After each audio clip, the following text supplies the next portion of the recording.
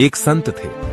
उनके कई शिष्य उनके आश्रम में रहकर अध्ययन करते थे। एक दिन एक महिला उनके पास रोती हुए आई और बोली, बाबा, मैं लाख प्रयासों के बाद भी अपना मकान नहीं बना पा रही हूँ। मेरे रहने का कोई निश्चित ठिकाना नहीं है। मैं बहुत अशांत और दुखी हूँ। कृपया मेरे मन को शांत करें। उसकी बात पर संत बोले, हर किसी को पुश्तैनी जायदाद नहीं मिलती। अपना मकान बनाने के लिए आपको नेकी से धनोपार्जन करना होगा, तब आपका मकान बन जाएगा और आपको मानसिक शांति भी मिलेगी। महिला वहां से चली गई। इसके बाद एक शिष्य संत से बोला, बाबा, सुख तो समझ में आता है, लेकिन दुख क्यों है ये समझ में नहीं आता। उसकी बात सुनकर संत बोले, मुझे दूसरे किनारे पर जाना है।